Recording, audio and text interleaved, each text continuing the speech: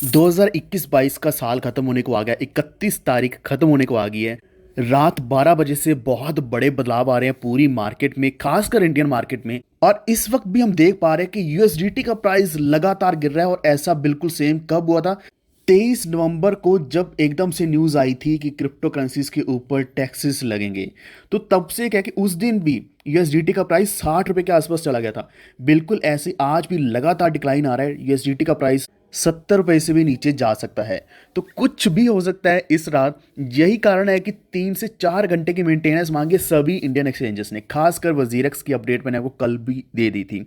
लेकिन यहाँ आपको किस किस चीज़ों की सावधानी बरतनी चाहिए वो मैं आपको बताऊंगा। तो वीडियो बहुत ज़्यादा इंपॉर्टेंट होने वाला है। अभी से लाइक कर देना और इसी के साथ हमारे चैनल को भी सब्सक्राइब कर लीजिए ताकि हमेशा आपके पास अपडेट्स, लेटेस्ट अपडेट्स सबसे पहले पहुंच रहे हैं।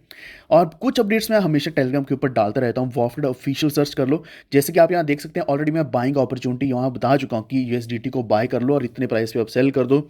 और विड्रॉल्स आपने लेने हैं, कब लेने हैं, हर एक चीज़ की इंडिकेशन आपको टेलीग्राम के ऊपर मिलने वाली है। तो हमेशा वहाँ जुड़े रहना। तो ऑलरेडी टेलीग्राम के ऊपर एक सवाल किया गया कि क्यों यूएसडीटी का प्राइस नीचे गिर रहा है। सबसे पहले वही डिस्कस कर लेते हैं।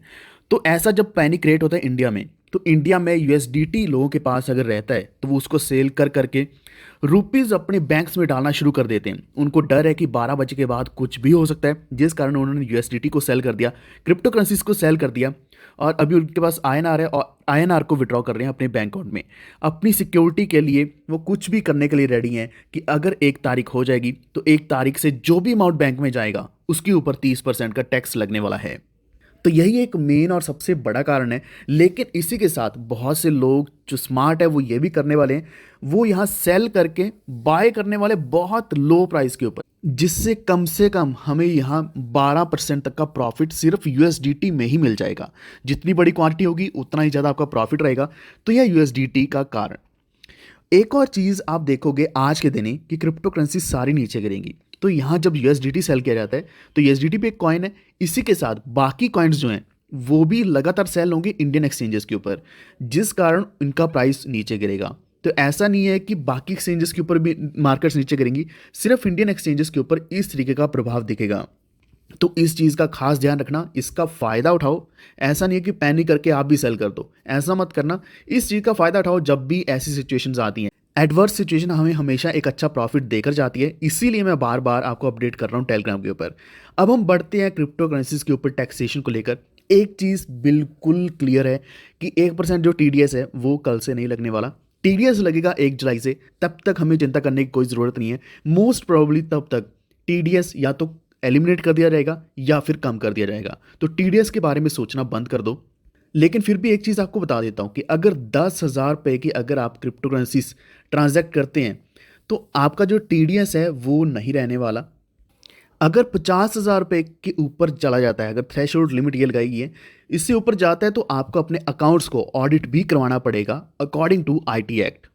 ऑडिट का मतलब यह है कि आपको पूरा दिखाना पड़ेगा। इसी के साथ सीए आपका ऑडिट करेगा सभी बैंक स्टेटमेंट्स का कि आपने कितना प्रॉफिट कमाया, कितना लॉस किया और आपने कितना अमाउंट बैंक में निकाला और उसके ऊपर एग्जैक्ट टैक्स क्या बनता है। तो ऐसी कुछ ना कुछ रेगुलेशंस आई हैं, लेकिन मेरा मानना है कि ये रेगुलेशंस सही काम नहीं कर पाएंगी। आपकी क्या राय है? आप भी नीचे कमेंट करके ज़रूर बताना, क्योंकि उसके ऊपर भी हम डिस्कशन करेंगे। एक अपडेट है जो क्रिप्टो करेंसीज माइन करने वाले हैं। तो अगर आप माइनिंग करते हैं तो अगर आपके क्रिप्टो एसेट्स उसमें जो लगते हैं उनकी जो भी कॉस्ट जाती है वहाँ डिडक्शन नहीं मिलेगा। टैक्स डिडक्शन के लिए आप उनको यूज़ नहीं कर पाओगे। जैसे कि अगर हम एक्सचेंज के ऊपर कॉइन्स जो बाय करते हैं, एक्विजिशन करते हैं, तो एक्विजिशन करने तक जो भी आपका कॉस्ट लगेगा, जैसे कि कुछ फीस लग जाती है डिपॉजिट में, बाय करने में ट्रेडिंग फी लग जाती है, तो वो एग्जाम्प्ट है। लेकिन उसके बाद जो भी होगा, प्रॉफिट होगा, लॉस होगा, वो एग्जाम्प्ट नहीं है। टैक्स डिडक्शन अलाउड नहीं है। एक और चीज़ जो लोग पूछ रहे थे कि अगर हम क्रिप्टो करेंसीज को सेल करके यूएसडीटी बाय कर लेते हैं और यूएसडीटी निकालते हैं अपने बैंक अकाउंट में, तो क्या टैक्स लगेगा या नहीं? वो भी लगेगा। यानी कि यहाँ साफ क्लियरली बताया गया है कि अगर आपका लॉस होता है किसी और कॉइन से और अगर आप उसको सेट करना चाहते हैं किसी और कॉइन से, तो वहाँ भी आप सेट ऑफ नहीं कर पाओगे। तो ये कुछ बेसिक चीज़ें जो आप ऑलरेडी जानते हैं। एक और चीज़ ये है कि आपकी जितनी भी एक्सचेंजेस हैं वो मोस्ट प्रॉब्ली केवाईसी कंप्लाइंट है, यानी कि आपने केवाईसी वहाँ ऑलरेडी करी हुई है।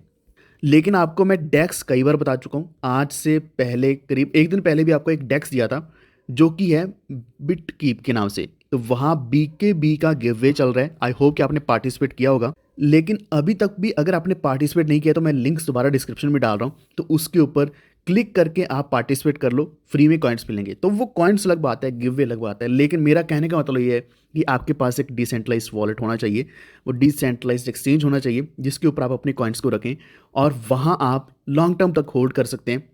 चाहे वहाँ कभी भी स्वैप करो, कुछ भी करो, क्योंकि वहाँ हमारी KYC नहीं हुई है, तो वो किसी के पास उसकी ट्रांजैक्शन नहीं जाने वाली। एक और चीज़ जो लोग पूछते हैं कि हाँ, अगर हम क्रिप्टो करेंसीज बाय करते हैं तो बाय करते वक्त तो पैसा लगता ही लगता है, करने वक्त तो KYC वाले एक्सचेंजेस के ऊपर ही बाइंग करनी पड़ेगी। शायद आपकी बात सही है, लेकिन हम पैसा निकाल तो नहीं रहे, हम निकाल नहीं रहे, हमने सिर्फ बाइंग करी है। टैक्स हमें तब लगता है जब हम बैंक अकाउंट में पैसा निकालेंगे, लेकिन अगर 1 साल के अंदर या फिर 1 साल के बाद इस टैक्स को नीचे लाया जाता है, कम कर दिया जाता है, तो ये टैक्सेस नहीं लगने वाले। तो हम इस चीज़ से भी पीछा छुड़ा सकते हैं। तो आप अपने एसेट्स को किसी डिसेंट्रलाइज्ड वॉलेट में रख सकते हैं। यही कारण है कि कुछ दिनों से हम आपको बोल रहे हैं कि आप होल्ड करो, होल्ड ही इस वक्त सबसे अच्छा एक तरीका है। होल्ड करो, प्रॉफिट बनेगा, जितना ज़्यादा प्रॉफिट बनेगा, अगर टैक्स देना भी पड़ा तो बड़े प्रॉफिट से थोड़ा सा टैक्स दे भी देंगे, तो हमारा कोई खास लॉस नहीं होगा। एक और चीज़ है कि अगर आप गलत टैक्स फाइल कर देते हैं, ITR फाइल गलत कर देते हैं, तो आप अपडेटेड रिटर्न भी कर सकते हैं, यानी कि एरर्स या मिस्टेक्स जो भी हुई हैं उनको रेक्टिफाई भी कर सकते हैं। लेकिन एक और चीज़ सामने आई कि आपको पेनल्टी लग सकती है अगर आपने आधार कार्ड और पैन कार्ड अटैच नहीं किया है 31 मार्च से पहले पहले। अभी भी नहीं किया तो अभी कर लो, क्योंकि उसकी 500 रुपये की पेनल्टी लगेगी अप्रैल महीने से लेकर जून महीने के अंदर। और अगर आप जून तक पे नहीं करते और KYC भी प्रॉपर नहीं करते तो 1000 रुपये की पेनल्टी लगेगी 2023 तक। तो आपका क्या कहना है इसके बारे में नीचे कमेंट जरूर करना। तो यही कुछ अपडेट्स आई हैं, बाकी अपडेट्स मैं यहाँ नहीं कवर करूँगा, वीडियो लंबा हो चुका है, वो टेलीग्राम के ऊपर आपको बताने वाला हूँ। वॉफ्ड ऑफिशियल सर्च कर लो या फिर आपको लिंक मिल जाएगा डिस्क्रिप्शन में। अगर आपको जानकारी अच्छी लगी है या थोड़ी सी भी वैल्यूबल लगी है, please like this video and also share with your friends and family, उनको भी लेटेस्ट इन्फॉर्मेशन मिल जाए। और इसी के साथ हमारे चैनल को भी सब्सक्राइब करके बेल आइकन दबा लीजिए ताकि आप तक सारे नोटिफिकेशन सबसे पहले पहुँचें। धन्यवाद।